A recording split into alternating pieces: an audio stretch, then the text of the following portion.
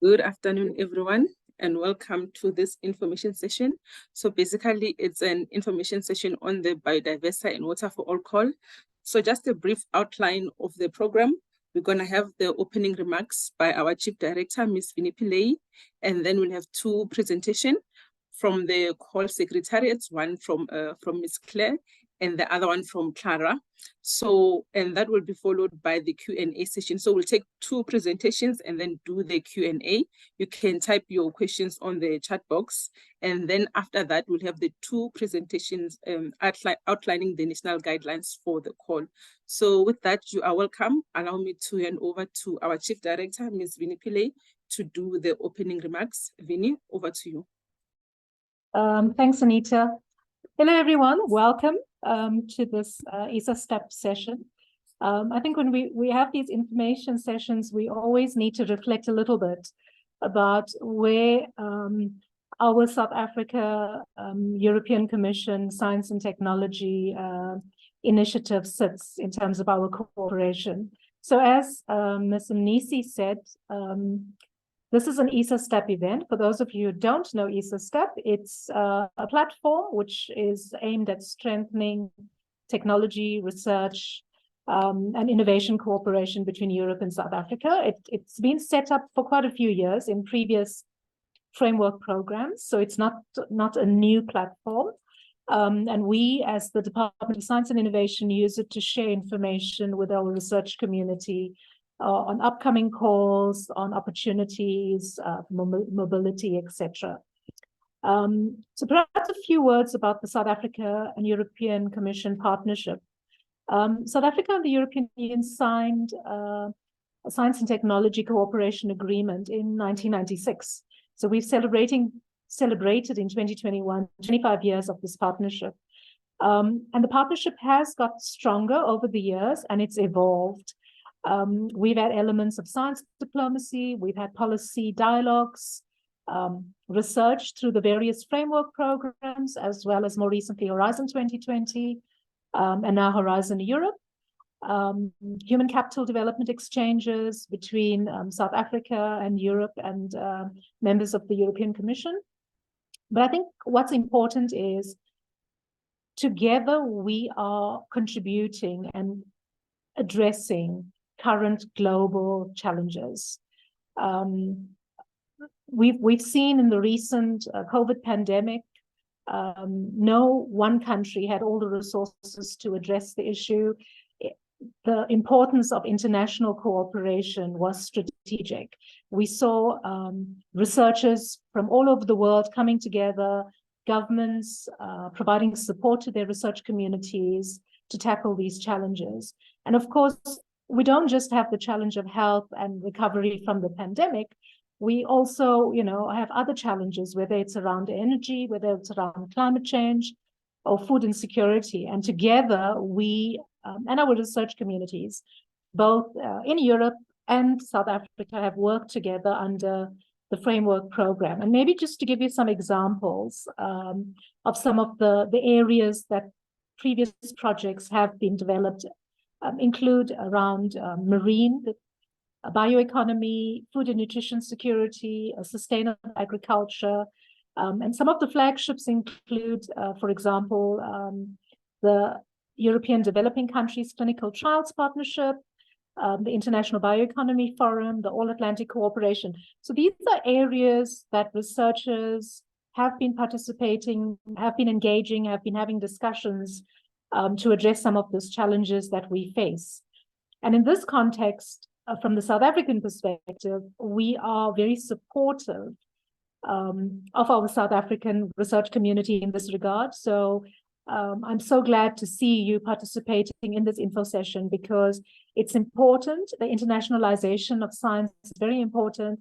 South Africa also has expertise and pockets of excellence in science, so you are also contributing to the global conversation together with European partners. And I think that's an important point that we should make. And you may be aware that South Africa's investment in science, technology, and innovation is, of course, driven by our government's objective to accelerate sustainable and inclusive economic growth. So it's not research for the sake of research.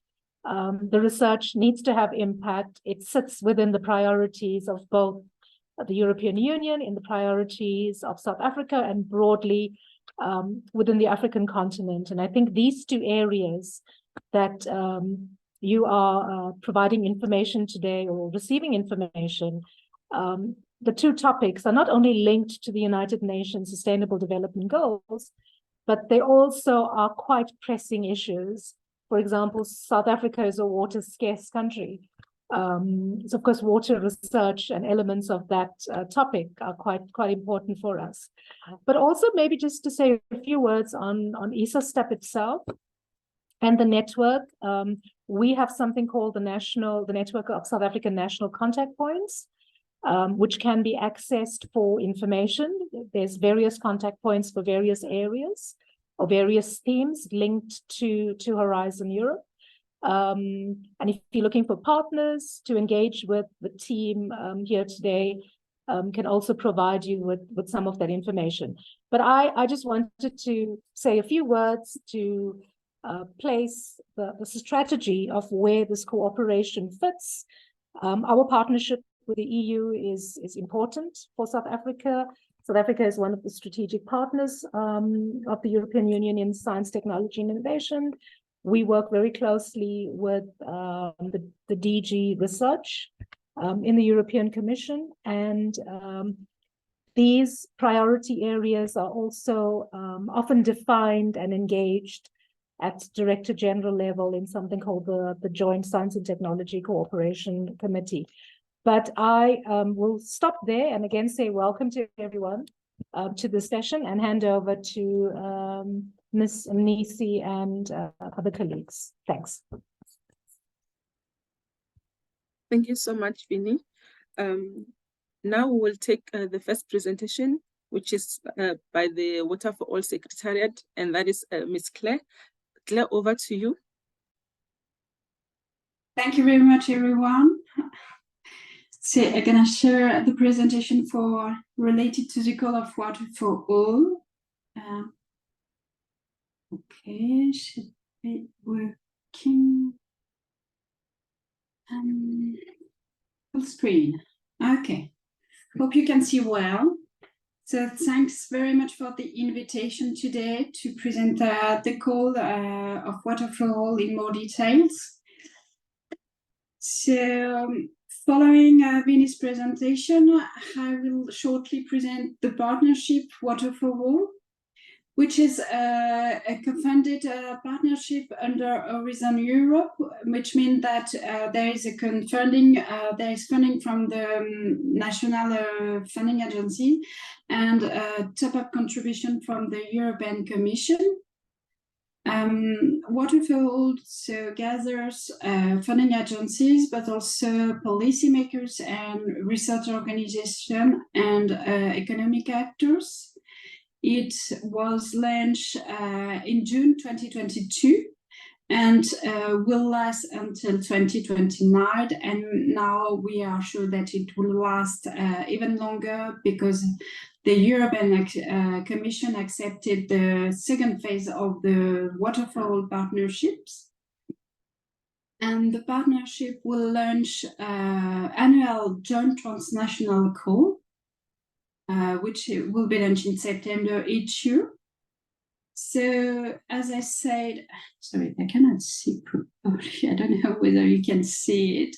So, it gathers funding agencies, ministries, and other research organizations and economic actors from Europe, but also overseas from Brazil and also South Africa. So, the point of being here today also.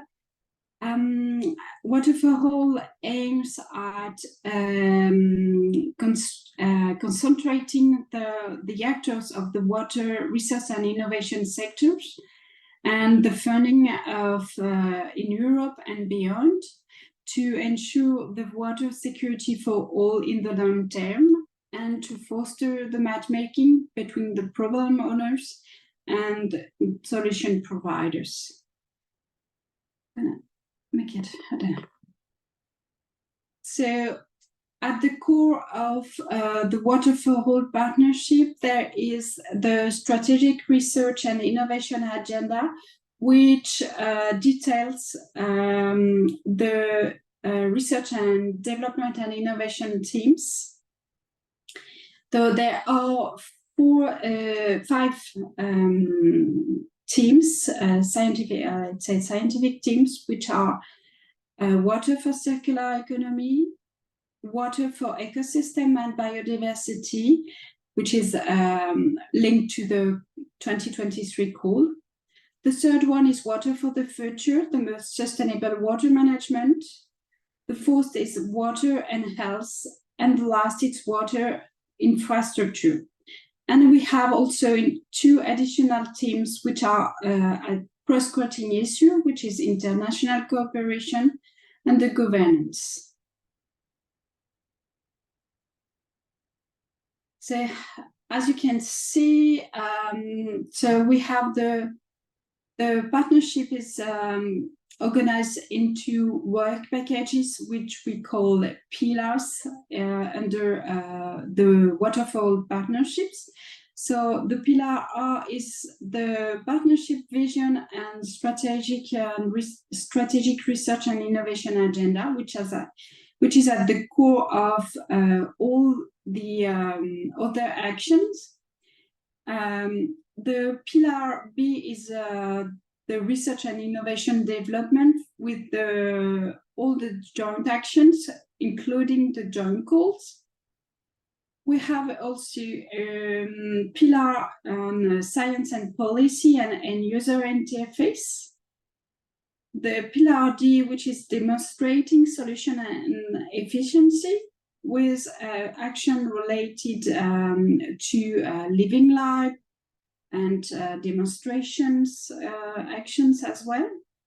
And the very last work package is called internationalization, which is more about international cooperation and development of agreement with other countries and agencies.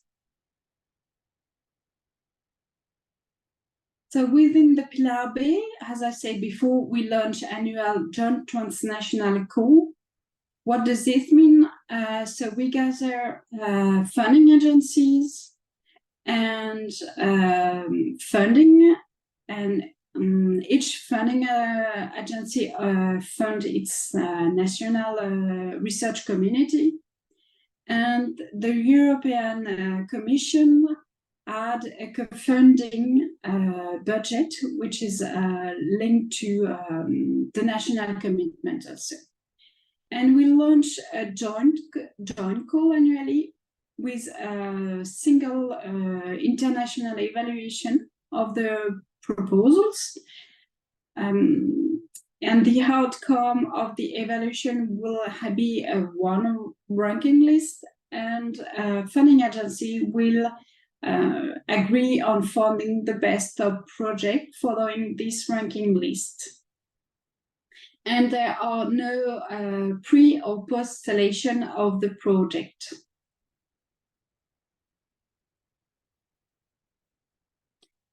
So for this year, the call is on the aquatic ecosystem services.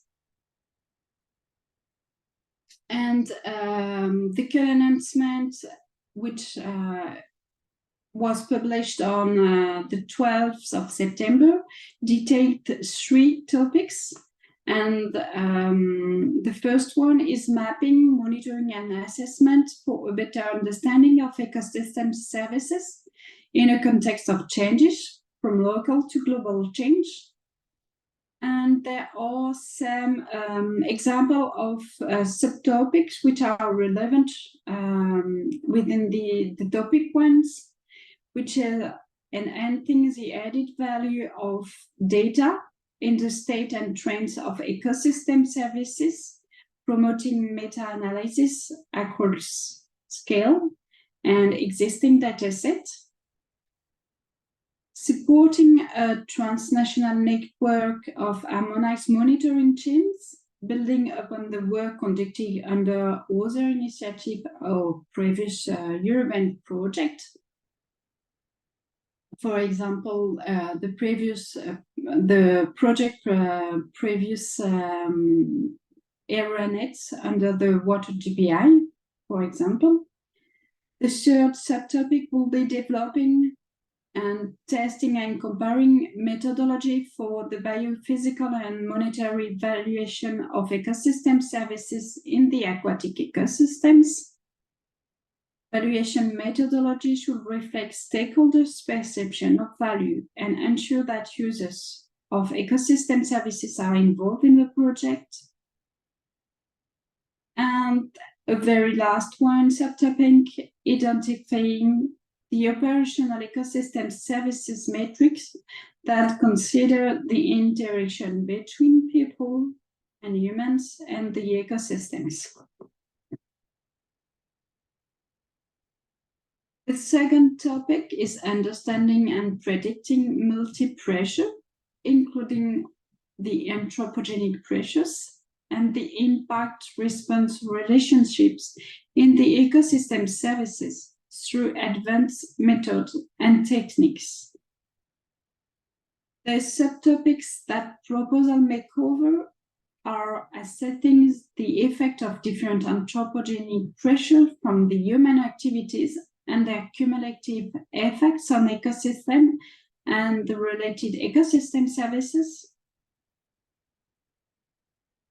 The second, improving or developing approaches aimed at improving our understanding of the impact of policy intervention for the protection or restoration of the ecosystem services at the relevant temporal and spatial scale.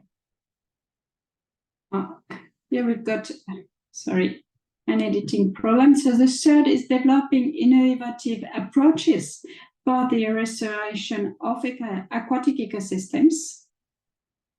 So you've got some example and their ecosystem services. And the fourth is analyzing the potential of scaling in space and time of successful ecosystem services restoration approaches.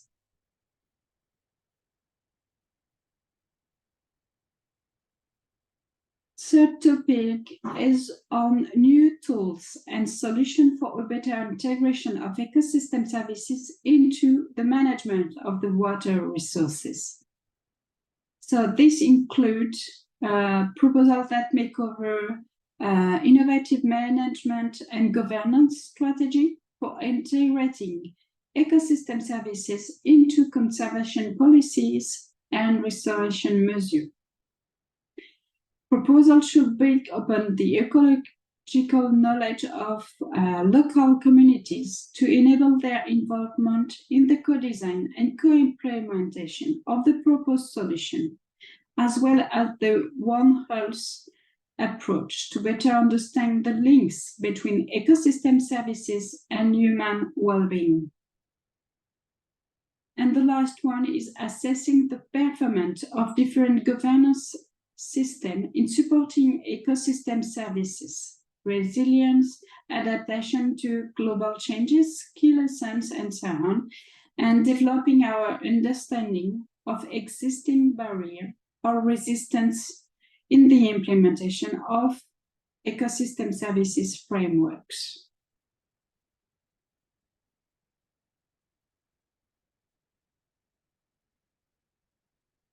The core proposal should address one of the topics, but it is not mandatory to address all the subtopics within a topics, or even it's not mandatory to address all topics, the 3 topics that I presented before.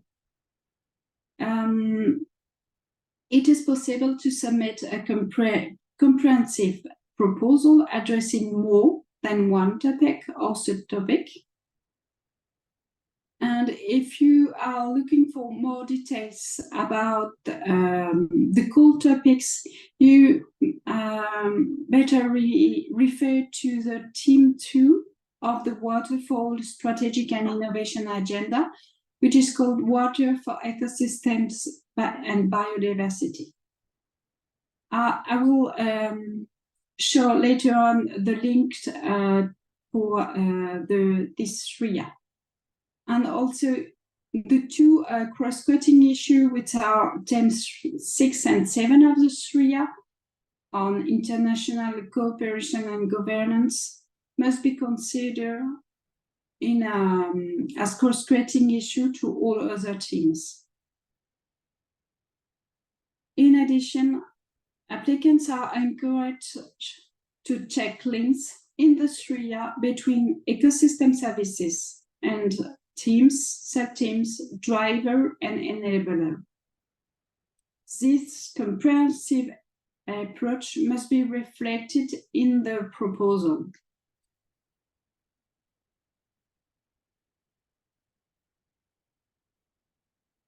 So this year, two partnerships have launched calls which have topics that are quite complementary. And there is the Biodiversity Partnership, and Biodiversa plus School Secretariat was also invited, and we will have a presentation later on. And there is also the Driving Urban Transition Partnerships that also launch a call on people-centered urban transformation. So there is, on the Water4All website, there is a message about, to be clear that Water4All call is focused on the aquatic ecosystems, while the DOT partnerships call is more focused on urban areas, and the Biodiversa Plus partnership call is open to all environmental environment, and is more focused on the nature-based solutions. For Water4All, the proposals are expected to be scientifically excellent. So the funding agency will fund the top best proposal. The proposal must be multidisciplinary when this is relevant to the objective. So the consortia should also cross-cut scientific disciplinary boundaries, so multidisciplinary and interdisciplinary, and combine exact sciences with social sciences and humanities.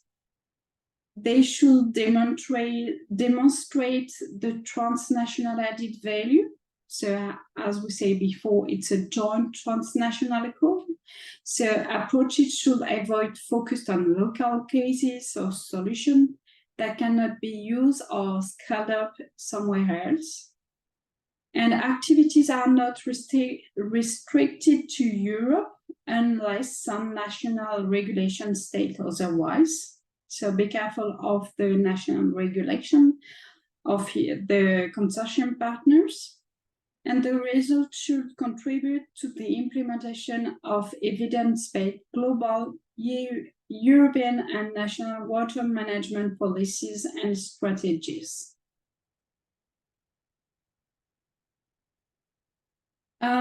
So proposals are expected to clarify how they will contribute to the overall impacts defining this goal, which are integration of ecosystem services approach.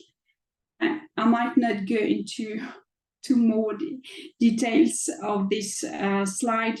You can find the information in the call announcement. So, but proposals are expected to demonstrate how they would contribute to the impacts defined in the call text, which include also the EU Urban Green Deal, the biodiversity strategy, and so on.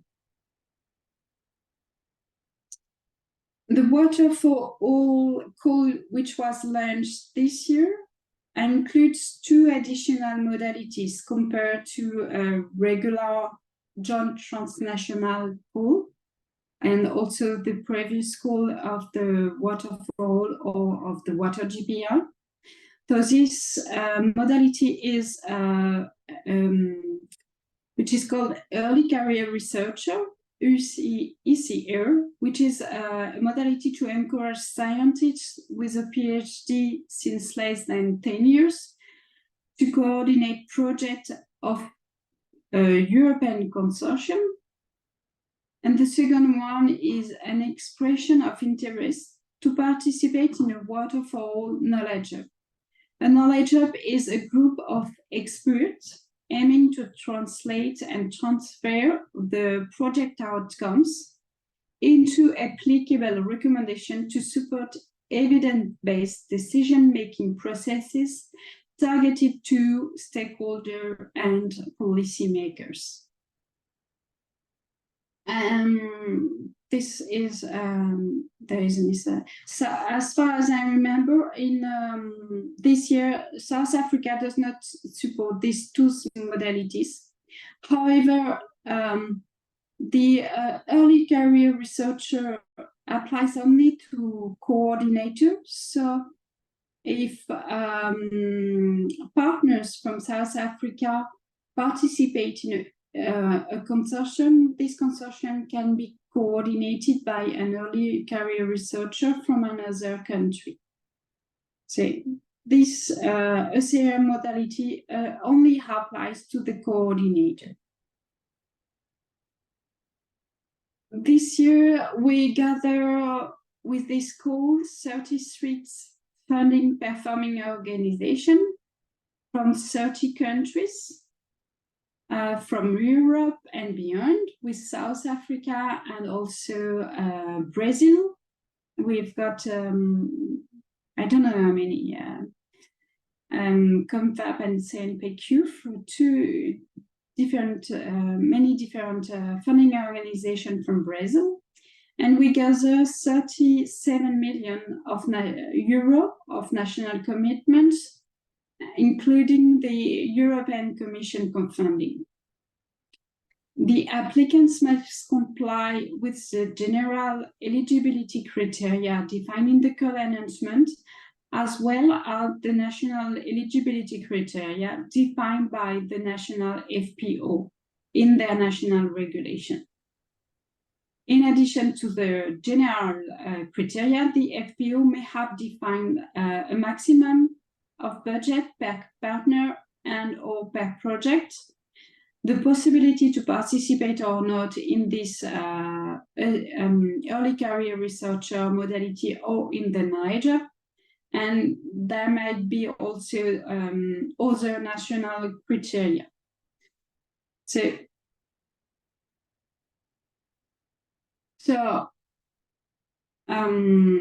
this, I guess you cannot see properly in the webinar. It's just the list of participating country and FPO to give you a general overview. But you can find the details of the tentative budget of the different participating FPO in the call announcement. The general eligibility rules are described in the call announcement, and this is that the first one is that each consortium must be composed of at least 3 eligible partners that request funding from participating FPO from 3 different countries. And in addition, the consortium must include at least 2 different European member states or associated countries. So you have the link to check the list of the updated list of associated countries. And as I said before, we have other countries in Water4All, as Brazil, Switzerland, and United Kingdom. The consortium maximum eligible partners is 7, including there's 1 self-funded partner.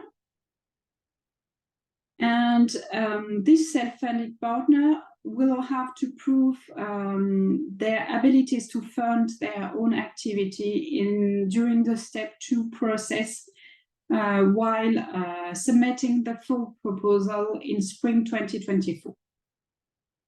And the self-funded partner, be careful, cannot coordinate a project.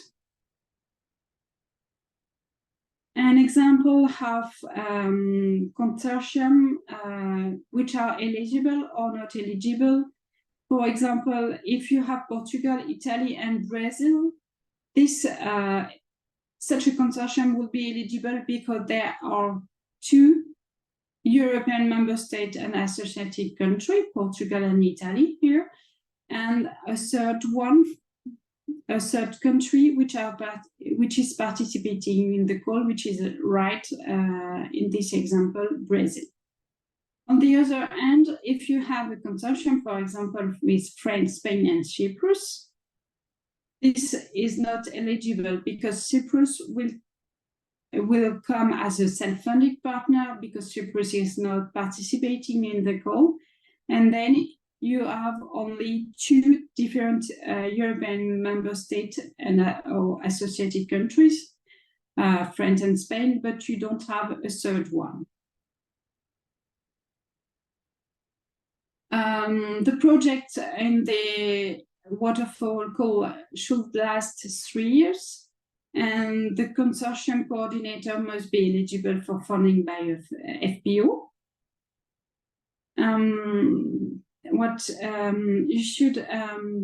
The principal investigator acting as a coordinator can only participate in one proposal of this call.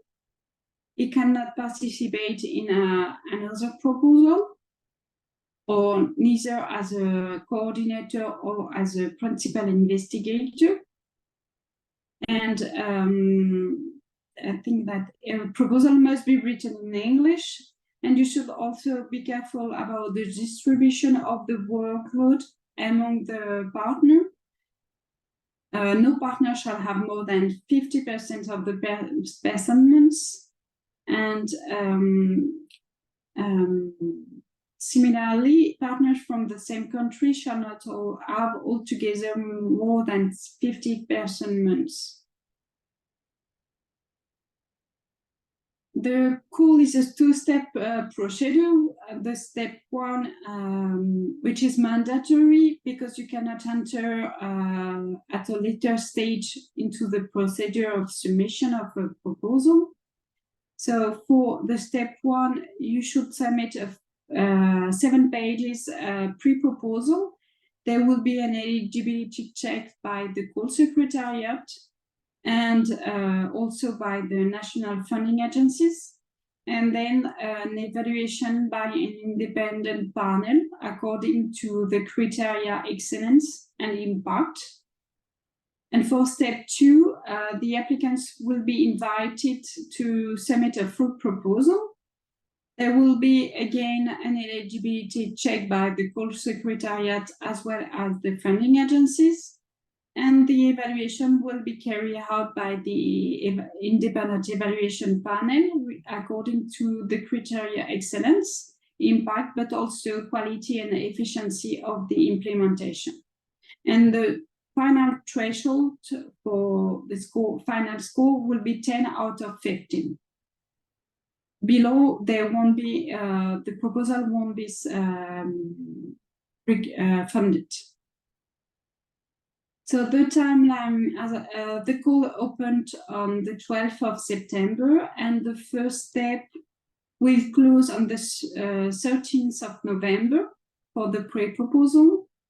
The selection of the pre-proposal should be carried out end of February, and for a submission of step 2 on the 29th of April 2024. Thus, you should not wait for the last minute to submit either the proposal or the proposal, of course. And you can find a screenshot on the right of the Water4All website where you will find all the reference documents, the call documents to download. These call documents details the call announcement, the call text, but also the list of national contact points with a matrix of topic and modalities to check whether or not, depending on your country, you can submit an early career researcher proposal or to participate in the knowledge. The Annex B, which is the theory of change, and the Annex A details the term of reference of the knowledge. The Annex D, I won't talk about it because it's only for partners of the Water4All partnership. This is really special cases. And you've got the national regulation, which is an important document. Also, the template for the pre-proposal and frequently asked questions. And there is also a link towards the partnering tool if you are looking for a partner or for a project to join, or both. And you will find also on the website the recording of the information webinar, which was held on, I think it was on the 5th of October towards the international community. So right now on the partnering tool, you just need to fill in your contact details and whether or not you're looking for a partner or a project, and what has your domain of expertise. And currently, well, we've got now more than 100 registration in the partnering tool. And of course, the link to the electronic submission system. And I think for Water4All, what is important is also that the national contact point for South Africa is at the Water Research Commission with Tiani, but I think it will have a time slot later on, so I won't go into more details. So, thank you very much, and yeah.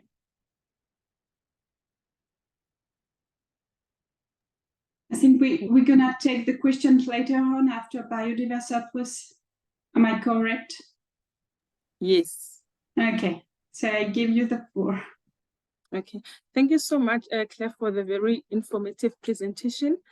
From what you have presented, one can already tell of the importance of this partnership, especially looking at sustainable water management.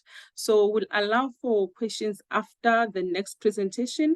The next presentation is on the Biodiversa call, and we're gonna be getting the presentation from Ms. Celine and Ms. Clara. So I am handing over to you to do the next presentation. Thank you.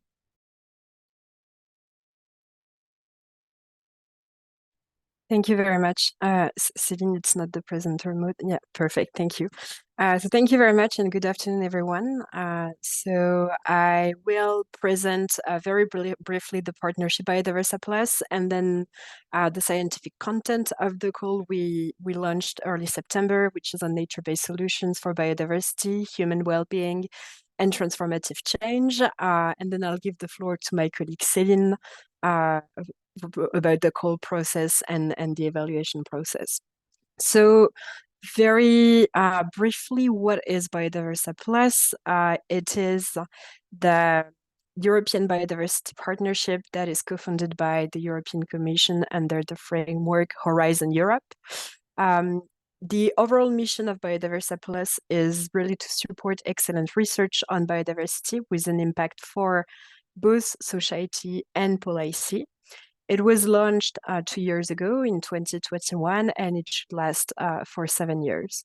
So basically, it is a network of 80 national partners that are distributed across 40 countries.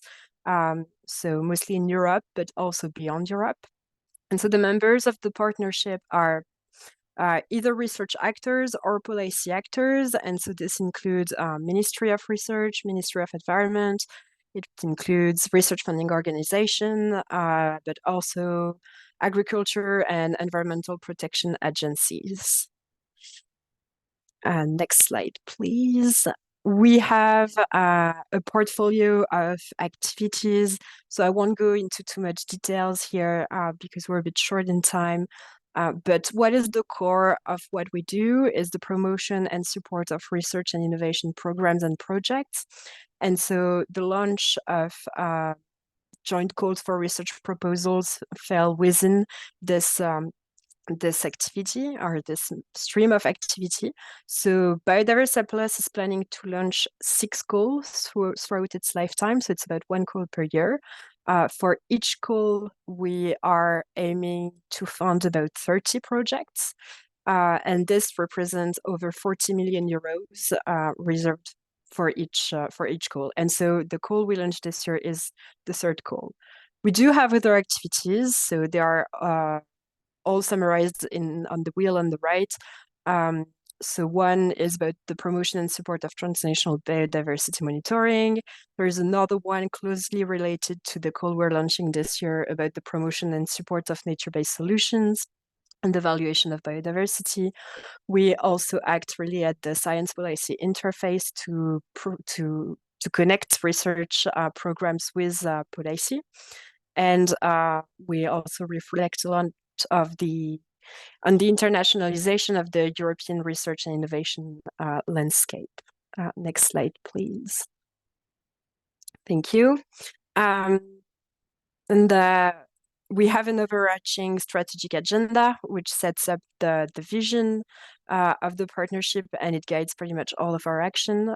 So it is publicly available, and you're welcome to download it from our website. But we have identified several themes that structures what we do. 3 topical themes, one on biodiversity protection and restoration, another one on transformative change, and a 3rd one on the EU's global action. We have 2 cross-cutting themes, one on the better knowledge on biodiversity and its dynamics, another on better knowledge for nature-based solutions in a global change context. And then there is transversal actions. So for each one of those themes and the activities we implement, we strongly look at stakeholder engagement, but also at communication and dissemination. And we greatly encourage open science. Next slide, please. And so now, if I dig into the scientific content of the call, so I'm saying the title again, this call is on nature-based solutions for biodiversity, human well-being, and transformative change. It's a call that we refer to as Biodiv NBS. And so to begin with, I think the first thing is to really define what we mean by nature-based solutions, because there are several definitions that can be a bit conflicting sometimes. So Biodiversa Plus made the decision to adhere to the definition from the United Nations. And so the United Nations define nature-based solutions are actions to protect, conserve, restore, sustainably use and manage natural or modified terrestrial, freshwater, coastal, and marine ecosystems. They're actions that address social, economic, and environmental challenges effectively and adaptively, while simultaneously providing human well-being, ecosystem services and resilience, and biodiversity benefits. And here I really insist that for this call, biodiversity and ecosystems are really core to what we are trying to achieve. Just a quick note here.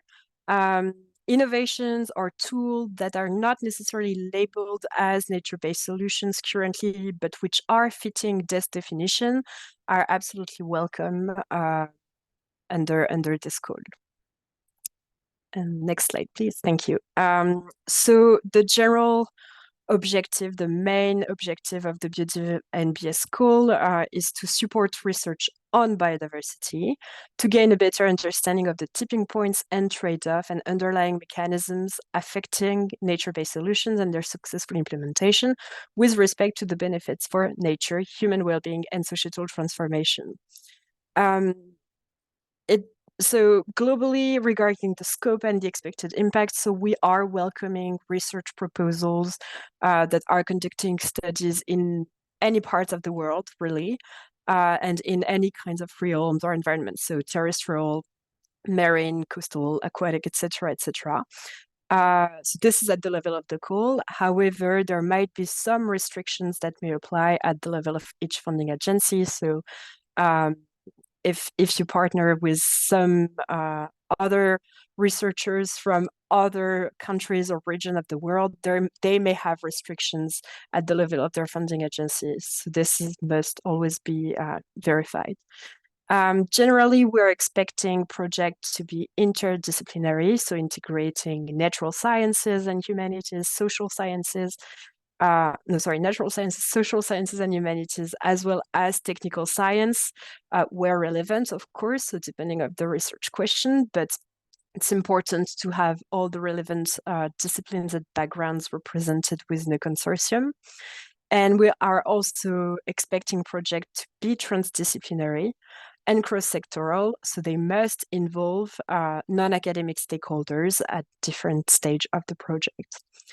And generally, but I think Céline will get back to this maybe a bit more, projects must demonstrate transnational added value, academic excellence and novelty or originality in biodiversity research, as well as societal and policy impact. So when we developed the call text, there has been external experts involved, and they had the mission to identify research priorities. So I really invite you and encourage you to read the call text in details. It's a quite long document that lists a lot of things. I can't go through everything. So here's a glimpse of some of the transversal knowledge needs and challenges that were identified. So understanding and evaluating the ecological, social, and economic benefits of nature-based solutions, the recognition of and allowing for biodiversity dynamics of behavioral, ecological, and evolutionary processes over time and space, addressing technical challenges associated with designing and the implementation of nature-based solutions, analyzing user and stakeholder conflicts, when implementing NBS, the better understanding of how NBS can leverage transformative change, better understanding of societal attitudes and diverse value system, monetary as well as non-monetary assets, in which nature-based solutions are applied, etc., etc., etc. And next slide, please. And so beyond those transversal knowledge needs, we have structured the calls into three non-mutually exclusive themes. So non-mutually exclusive because so each consortium can address one, two, all, or all three themes within their research proposals. This is completely fine.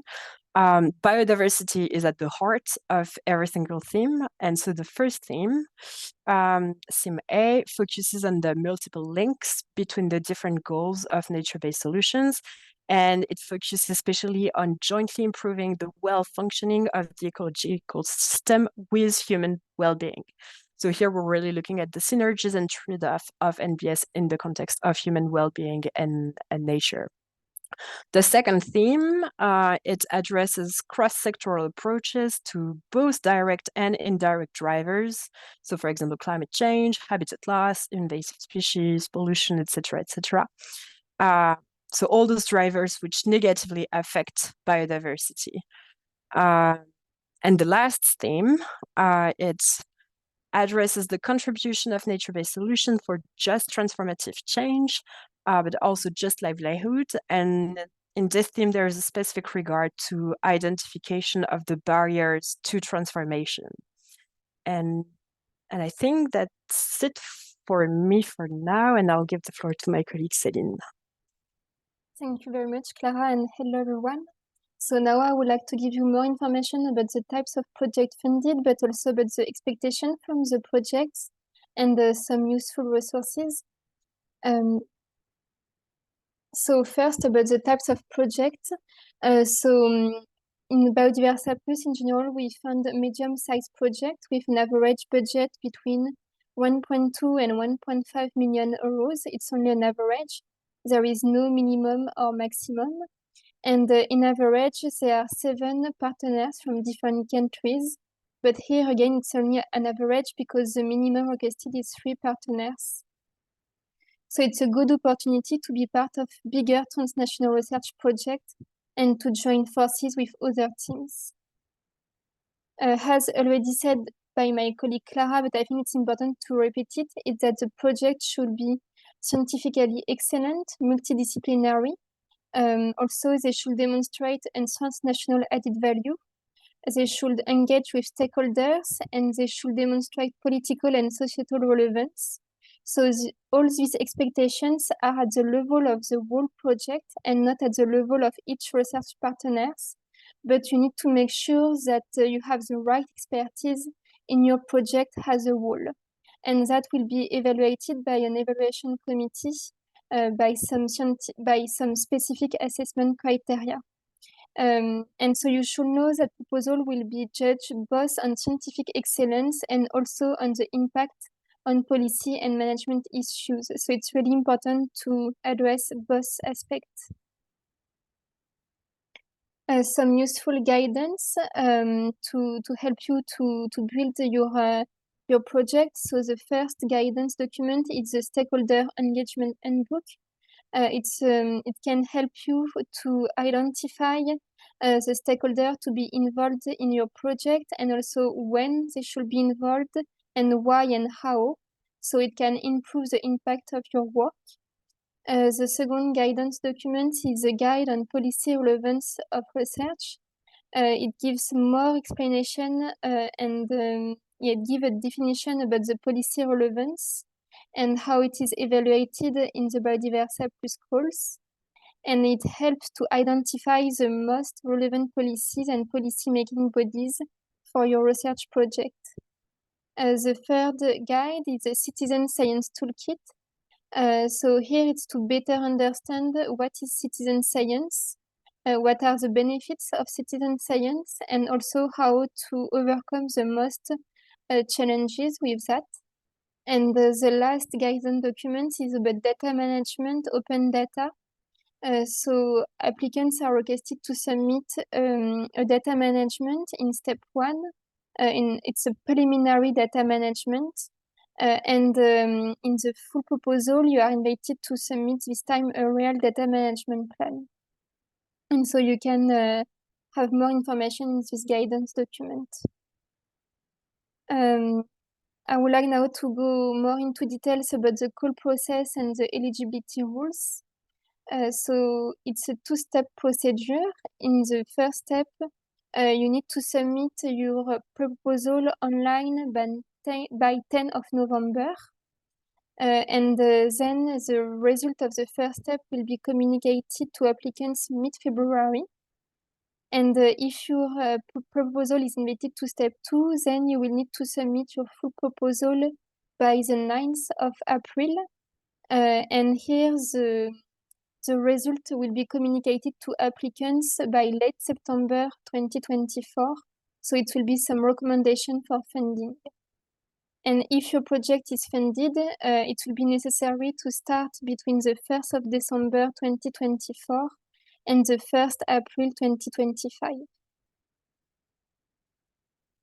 So as said, it's a 2-step procedure. And so in step 1, you need to submit your proposal online on the EPSS platform, the Electronic Proposal Submission System, by 10th of November. And then the call secretariat and the funding organization will perform an eligibility check of the proposals. And the proposal will be evaluated by an independent committee according to 3 criteria. The first one is fit to the scope of the call. So the answer is yes or no. Then the second criteria is the novelty of the research, and the last criteria is the impact of your proposal. And for the second step, you will need again to submit your full proposal online on the EPSS. And then an eligibility check will be performed by the call secretariat and by the funding organizations. And your full proposal will be evaluated by an evaluation committee, but also by external reviewers, according to three criteria: excellence, quality and efficiency of the implementation, and impact. We really encourage you to follow the formatting. For example, links and hyperlinks are not allowed. You should also meet the page limits. And the attachments are not allowed, except, for example, for the letter of support for self-funded partner in step 2. But that's it. Otherwise, attachments are not allowed. So yeah, we really encourage you to follow the formatting. Otherwise, your proposal could be declared ineligible. And also, I would like to encourage you to look at the pre-proposal and full proposal templates in the call documents, because you have more information on what is expected on the description of your pre-proposal and full proposal. Now about the participating countries in this call. So there are 40 funding organizations from 33 countries. So you have the list of the countries here in this slide. The list is also available on our website. And so the total funding for this call is over 40 million euros. About the eligibility criteria, so that's the general eligibility criteria at the level of the call. So the first one is very important, is that the scientific teams will have to form transnational research consortia with eligible research partners from minimum 3 different countries participating in the call and requesting support from at least 3 different funding organizations. And in addition, at least 2 eligible partners per consortium must come from different EU member states or associated countries participating in the call. So there are 2 examples here. The first example, if with a consortium composed of Portuguese, Brazil, and Norwegian partners. And in this case, it's an eligible consortium. It's eligible because there are 3 different participating countries, including 2 different EU member states or associated countries. So in this example, the consortium is eligible. There are a second example, and here it's non-eligible because there are partners from Poland, Brazil, and Taiwan. And in this case, there are 3 different partners from different participating countries, but only 1 from a EU member state or associated countries, Poland. So here it's not eligible. Still about the general eligibility criteria, so the project duration is 3 years. Also the project coordinator is eligible and employed by an eligible organization. The project coordinator, that means the person in charge, can only participate as coordinator in 1 proposal of this call. And except from this position of coordinator, applicants can participate in several proposals as long as this is in line with their funding organization rules. An individual researcher affiliated to several organizations cannot request funding from more than 1 funding organization in this call. Proposals must be written in English, and the scope or scale of the proposed research should exceed a single country. And these eligibility criteria will be checked by the evaluation committee members. So I have spoken about the eligibility criteria at the level of the call, but there are also some eligibility criteria at the level of the national research agencies. So you are really strongly encouraged to contact your funding organization contact point to make sure that you respect all the eligibility criteria and rules. Indeed, each national organization funds its own national research partner. And that is very important because if one partner is not eligible, the whole proposal will be considered ineligible and will not be evaluated unless the eligibility issues can be fixed without changing the substance of the proposal. So on the Biodiversa Plus website, you have the funding organization rules with the contact point, and as already said, we really encourage you to contact them. Now, if you are looking for a project to join or if you are looking for some partners, you can use our tool online, the partner search tool. So here you can enter some information like your country, the discipline, the keywords, and this information will be made visible on the platform, and you may be contacted by other applicants to join a project, or you can see also the information entered by other applicants. So if you are looking for a partner in your project, it can be very useful. So I really encourage you to go on this tool. And in conclusion, so first you should check the scope and the theme of the call. You can use the partner search tool to build your consortium. You need to check the eligibility criteria of the call, but also to check the eligibility criteria of your national funding organizations. And if necessary, to clarify procedure with national contact points and the call criteria.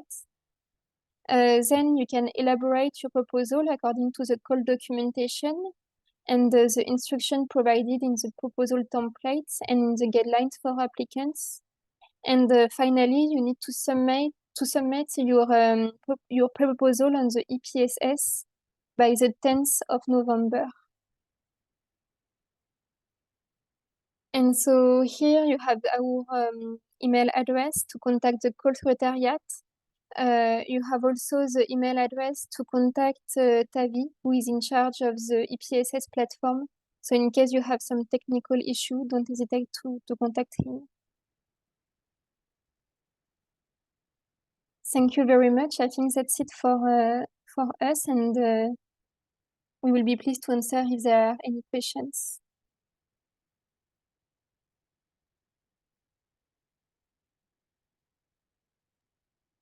Thank you so much, Celine and Clara. I see we have a couple of questions on the chat. As already Claire has answered one question that was directed to her. There is one. I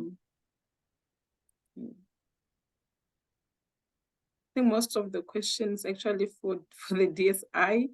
I'm just quickly reading through them.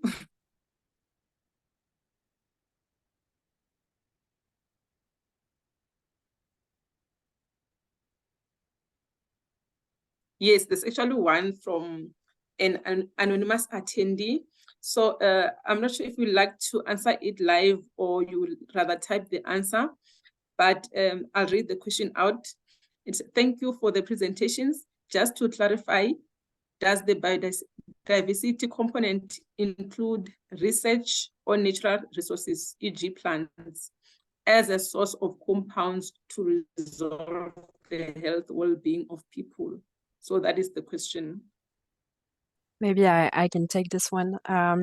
So on one side, I would say yes, as long as if your topic, your research question is an NBS. So natural resources as a component to resolve health or human well-being completely is welcome as long as it fits the definition of nature-based solutions. So as long as it also provides benefits for biodiversity.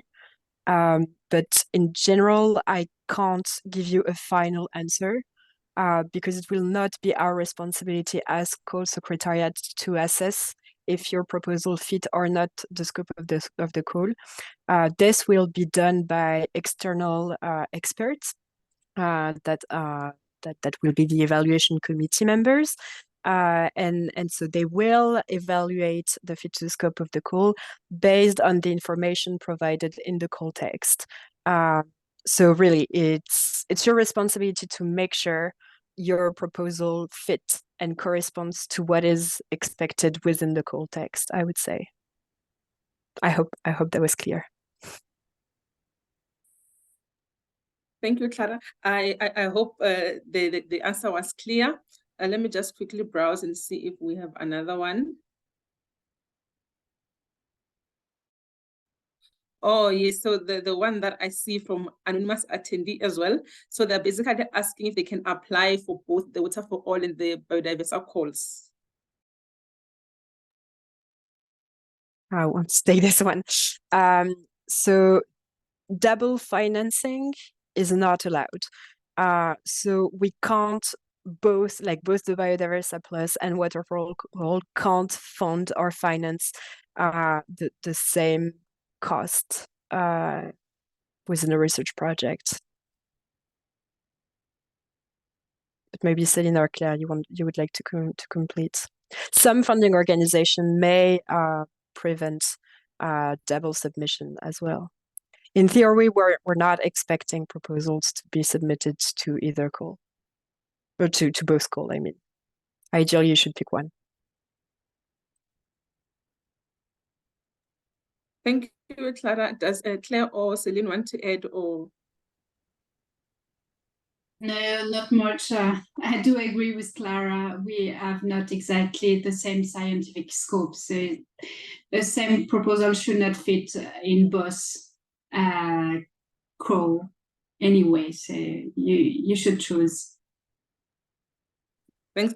And if it did, I guess it's a matter of deciding which one would be more relevant to you, unlike double dipping. Okay, I see. Let me quickly see. Okay. There's a lot of questions from anonymous attendee. Okay, so this we've answered. Okay. I think basically those are the questions that were related to your presentations. Oh, there was one asking about, asking about finding partners for their project. I'm not sure if these are international partners or what, but Anonymous, if you can clarify, then we can just respond by typing in the answer there. And looks like that's it from your presentation. The rest are DSI related questions that we'll be answering as we proceed with the webinar. So thank you so much, Claire. Thank you so much, Clara and Céline, for availing yourselves for this information session. I know that it was actually more beneficial for the applicants because they've been asking questions in terms of the eligibility criteria and other things. So this is very helpful to them. Thank you so much. Now we'll proceed to take presentations on the national guidelines. We have seen from the presentations that when it comes to the general eligibility criteria, there is, it's basically the same. The difference now you only see when it comes to the national criteria, which we're gonna have the presentations on. The first presentation will be by Ms. Karabo Mpho, my colleague from the DSI, so she'll be presenting on the, let me see, she'll be presenting on the Biodiversa one, or rather we take Tiani first. Okay. Just a minute.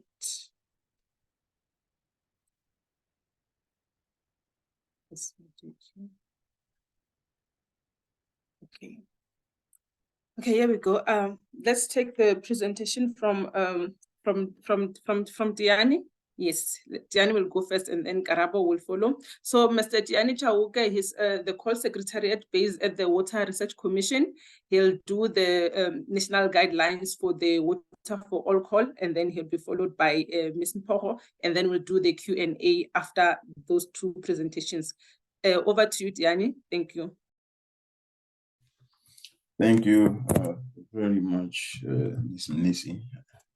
Not sure if you can see my my camera. I apologize if not. Also, wondering if you received my presentation. Ms. Mnisi? Okay, no, it's fine then. If I'm given permission to share, I can share from my side. Garabo, can you assist with that so we can see this?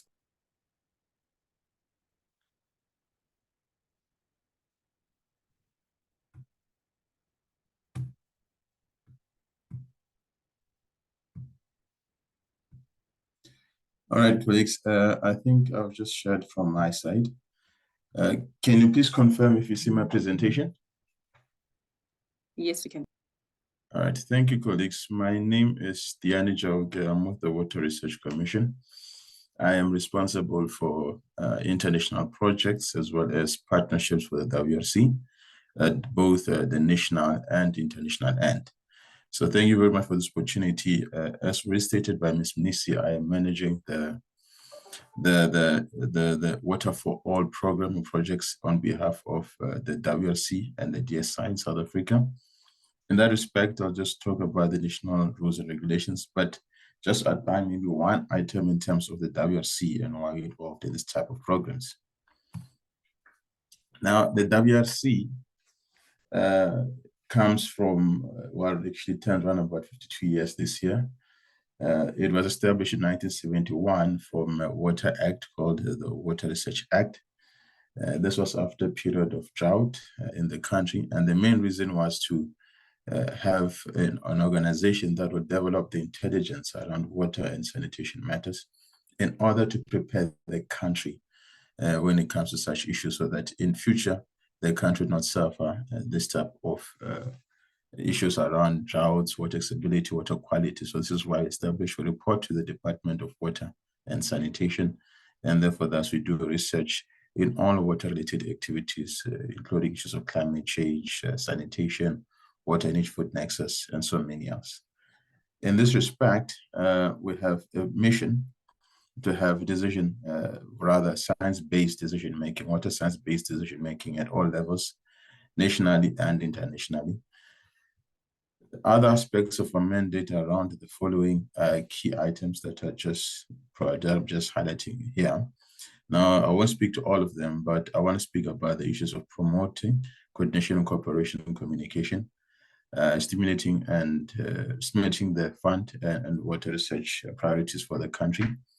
Now, these two elements speak to the reason why involved international cooperation and partnership, so that we can mitigate duplications, also, strengthen and strengthen the resources thereof in terms of addressing common challenges when it comes to water, sanitation, research and development activities, but also to ensure that we are benchmarking and we are actually having the best scientific research at a national and global scale.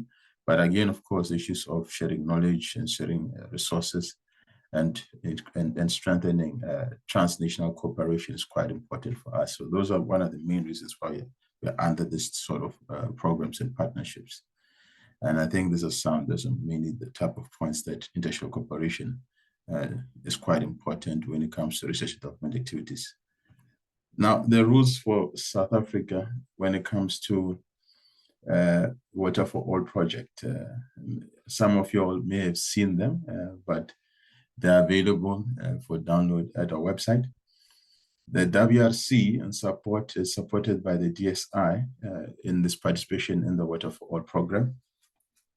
We fund all science-based research performing institutions that are interested in water and sanitation RDI activities. So this includes universities, it includes private sector that is conducting research, it includes NGOs, any research performing institution that is based in the country, in the South African shores, is eligible for participation in the Water4All program. And therefore, thus, it means that that particular institution is also eligible for being funded by the WRC. Now, because we know that resources are scarce, and this is why we're saying that we enter international cooperation, the WRC, supporting by the DSI, committed 90,000 euros for this particular call, the Water for All call, second call, both first and second calls. Each call was 90,000 euros, which is close to around about 1.9 to 2 million rands. Now, that allows us to fund at maximum 2 projects, depending if they're all at the highest funding, what you call quantum of 45,000 euros per project. It does happen that there are projects that are costed at around about 20-something thousand euros. When that happens, then we're able to fund more than 2 projects. But our maximum project funding is 45,000 euros, which allows us to fund a maximum of 2. We encourage that the submissions, the proposals must be aligned to the diversity objectives. Now, to understand or to see what the objectives are, we actually encourage that the applicants look at the WRC's latest corporate plan. That will tell you exactly in terms of thematic area, where is the WRC focusing. For instance, right now, climate change is cross-cutting across many fields, including the fields of water uses in agriculture, around water quality, water resources management, as well as the new thematic areas of flagship areas of water, energy, food nexus, hydrology, and water and hydro energy as well, and big data stuff. So it's a lot of cutting edge sort of focus areas. So I'd urge you to look at the WRC's corporate plan. It will give you an idea of where we are focusing. Now, we also encourage that the applicants must submit their pre-proposals or project outline to the WRC before submitting to the Secretariat. This is not a must, but it's an encouragement in the sense that we want to make sure that you are indeed aligned to the priorities of the organization so that we can be able to fund. You can submit your proposal to the Secretariat without submitting the WRC. But if you do that, and when you do that, we reserve the right not to fund the project, even if it is successful. So we can consider a project ineligible if it's not aligned to the priorities of that WRC, because those are diverse priorities, actually the priorities of the country. We should use that word, the priorities of the country, because the WRC sets the research agendas of water and sanitation for the country, and also alignment with those of the DSI in terms of RDI activities. So it must be in alignment with that. If they're not in alignment, we have that right to actually consider your application ineligible, and therefore that will not be funded unless if you want to fund it yourself from pocket. If your project or proposal is successful, you will contract with us through what we call a BMS system, that is a business management system of the WRC. Now, remember, we only contract with the South African part of the project. So think of it as a pizza. We're only going to support the slice that is belong to South Africa, but we need to see the entire picture. So that means as much as you're submitting your pre-proposal or proposal to the WRC, you also have to give us the full outlook or full proposal of what the project is focusing on. And this applies to when you submit for a full proposal, as well as when you do submit for proposal, but as well as when you've contracted and you're submitting your reports to us. We'd like to see the South African report part, but also the consortium report. Now, I serve as the national contact point for the Water for All projects program in the country. So if you have any questions, any issues, just feel free to contact me. My contact details are on the screen.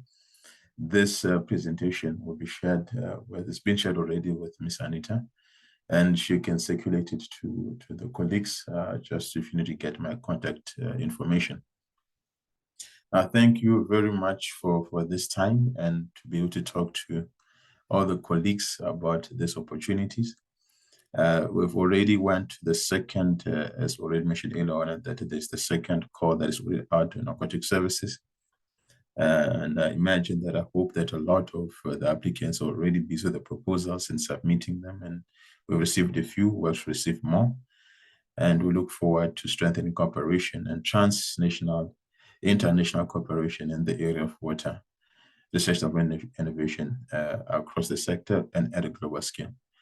On that note, I thank you very much, colleagues, and over to you, Chair. I'll stop sharing now. Thank you so much, Mr. Jauke. We'll take the last presentation from Ms. Poho. This one is on the Biodiversa call, but we are responding to some of the questions on the chat. So thank you. Over to you, Garabo.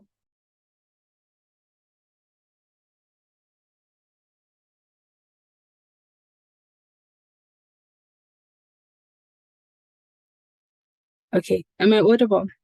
Can you hear me? Yes, we can. Can you see me? Yes, we can. Maybe just put your slides on presentation mode. Yes, I'm just adjusting. There we go. Okay, I'm going to minimize this. So good afternoon to all our participants as well as our speakers for today. My name is Karabo Mphogo. I'm an assistant director at the Department of Science and Innovation. I work in the unit called Strategic Partnerships, where we advocate South Africa and EU cooperation in science, technology, and innovation programs. My presentation will look at the DSI support instruments, followed by the national eligibility criteria for the Biodiversa calls. So I'll firstly start with a brief background on the ESASTAP platform. It was developed or established when South Africa and the European Commission entered into a science and technology innovation cooperation partnership agreement in 1996, where the DSI signed through our Director General. This agreement was set to coordinate and manage the activities under the Joint Science and Technology Cooperation Committee, where they saw a need for a dedicated platform to enhance, promote, coordinate, and support South Africa-EU cooperation in the activities outlined. ESASTAP was then formulated as a coordination and support action co-funded by the European Union Framework Programme and was also funded by the DSI. The aim of ESASTAP is to promote, facilitate, and coordinate research, development, and innovation cooperation between South Africa and Europe in areas of common interest through participation in reciprocal programs, such as Biodiversa and Water4All, with the objectives to enhance R&D cooperation under the main program, which is Horizon Europe now. The program started in 2021, and we hope to enrich and facilitate policy dialogues under this framework program, foster innovation partnerships, promote greater coordination and synergy through the programs we participate in. DSI, through ESASTAP,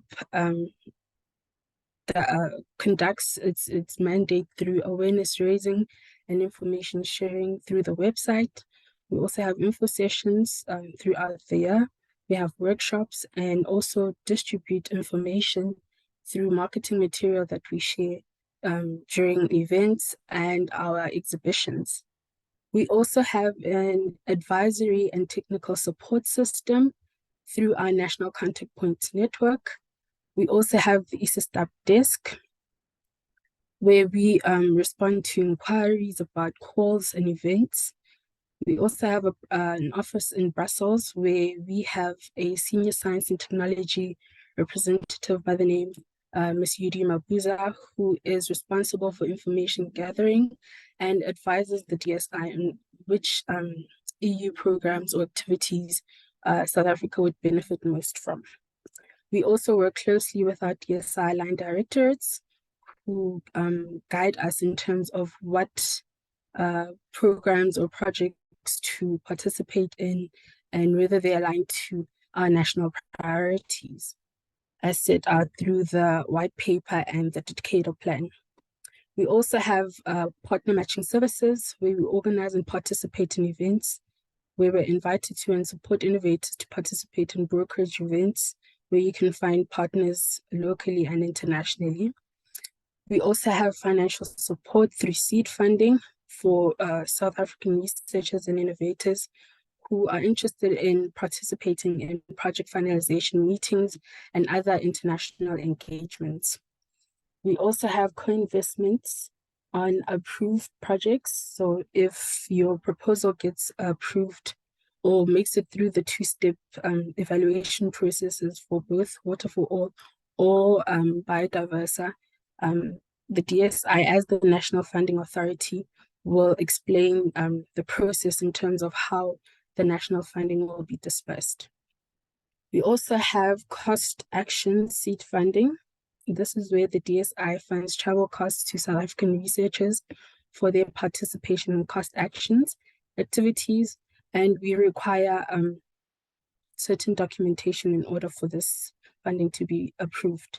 Firstly, we need you to fill out the application form. It needs to be filled out in full by your institution and include your institution's banking details. We do not fund researchers individually. We fund researchers through their institutions. You also required to have an invite from the cost action chair. You also need a letter of support from the institution, confirming that your institution is going to benefit from the action and supports your participation in the activities. We also will require quotations from a 3-star hotel and economy return flight ticket for your journey. We also provide daily allowance, which will be calculated in accordance to the DSI supply chain management policies.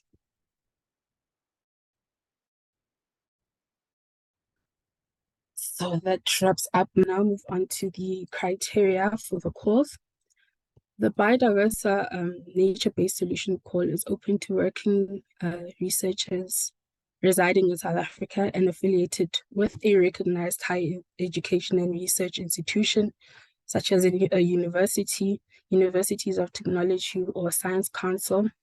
We also fund small, medium, and large enterprises in the private sector and organizations in the national system of innovation involved in research and development.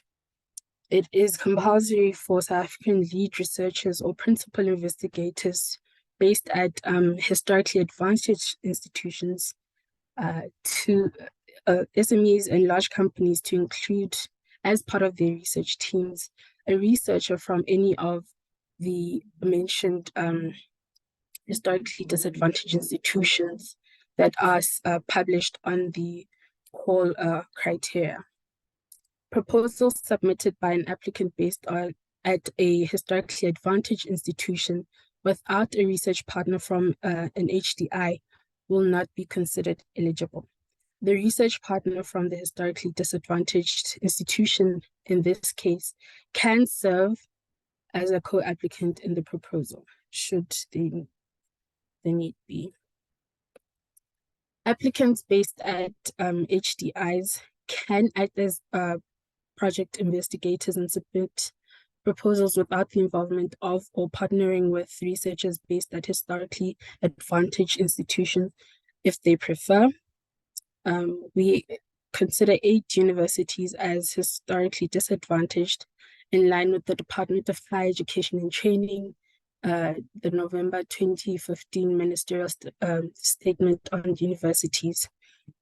HDIs and individuals also refers to small to medium enterprises owned by Black and female individuals.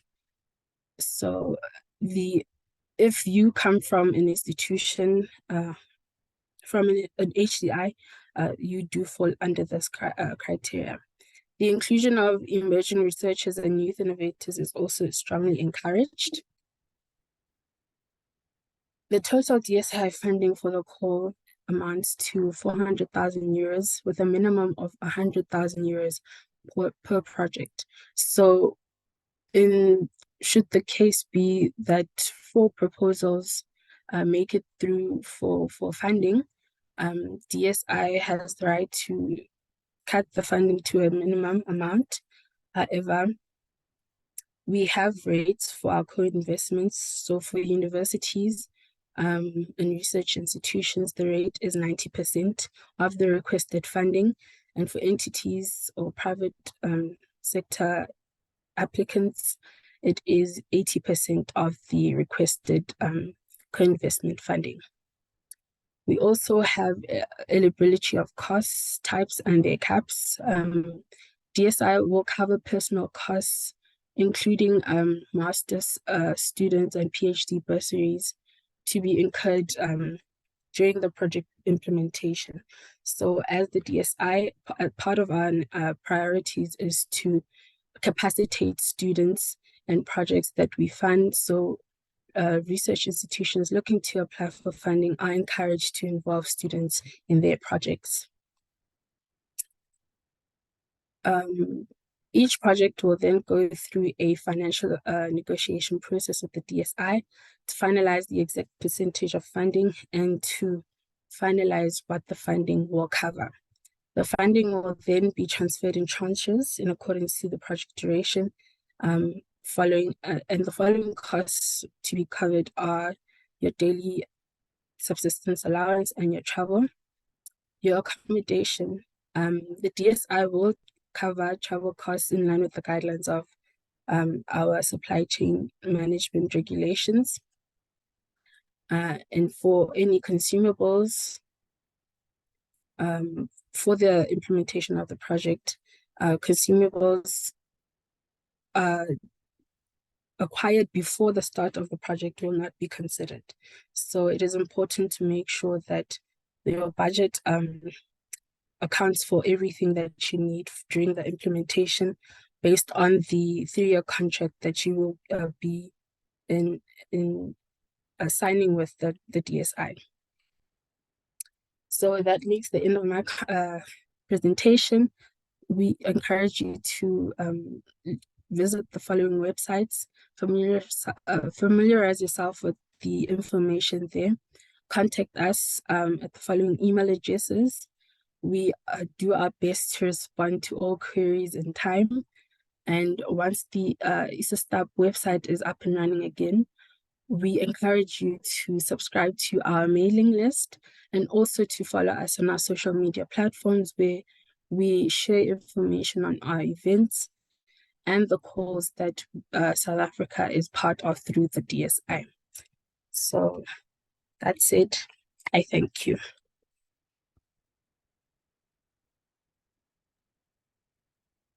Thank you so much, Garabo, for the presentation. I'm just going through the questions to see which ones are outstanding, but most of the questions we have responded to. Yeah, most of them we have responded to, because basically the ones that I see here, I think they're more repetitive because almost all of them, except one, is on the issue of HDIs.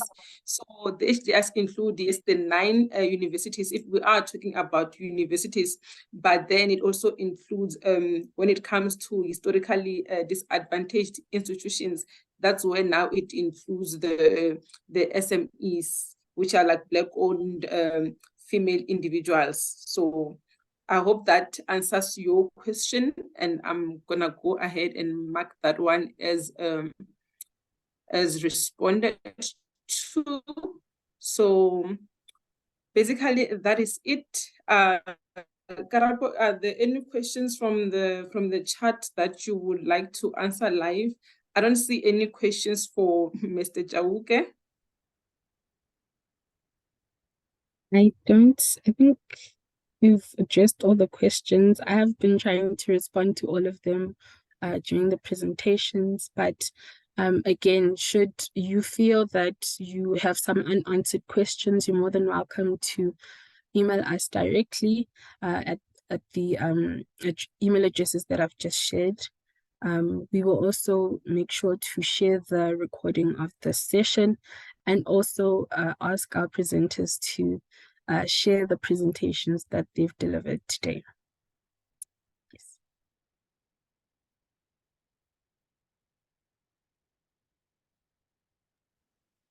Thanks, I see a Karabo. question. I just quickly want to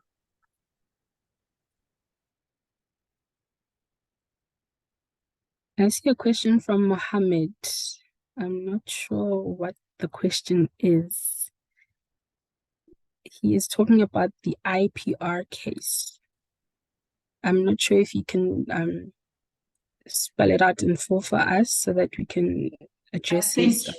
I think it's intellectual property rights, what he refers to. So I'm not very familiar with this, but I guess IPR is handled within the consortium agreement of each project.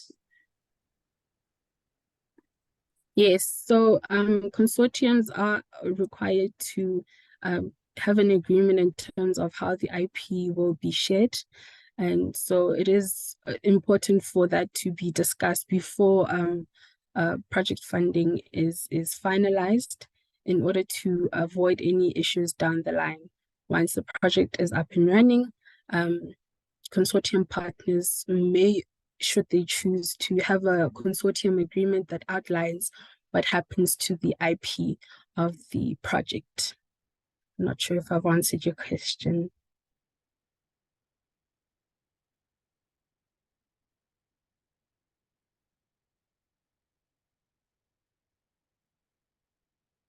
There we go. Okay. I think that answers the question. Go ahead, Diani. No, thanks, Anita. I wanted to speak on that issue of the IPR. In terms of international cooperation and the projects that you undertake, national funds, where there's IPR developed within a consortium project, that particular IPR must be shared with the partners contributing to it. So yes, it speaks to what Kara was saying, that must be discussed in the project, but we expect as national funding organizations that IPR generated using public funds must be shared with those that are contributing to it, meaning it must be shared with the partners involved in the project.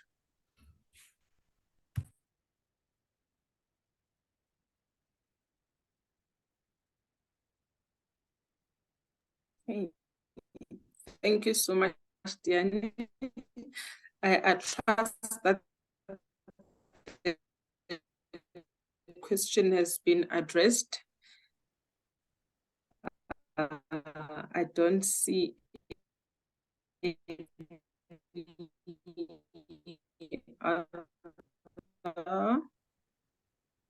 SMMEs. I have addressed this. We don't have any more questions from the panel.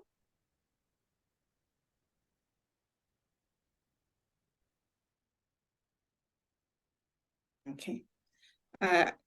Colleagues, we have come to the end of the session. Thank you so much to our participants. Thank you so much for participating in the information session. I believe that it was helpful in terms of guiding, providing a guideline for preparing your proposals. We are at your disposal. Any of us should require any further information, you can email us on the email addresses that have been provided. Thank you so much to our panel, Ms. Claire, Ms. Mpoho, and Mr. Jauke. And thank you so much, Figani, for your support. So with that, we have come to the end of the session. We look forward to receiving your proposals. Please remember to submit the proposals in time for us to go through them and also give you advice in terms of how you can strengthen the proposal. The deadline is on the 10th of November. So if you are to submit in time, please try to get your proposal to us by latest next week because we need enough time to go through it. So with that, I will end the session. Thank you so much once again for your participation.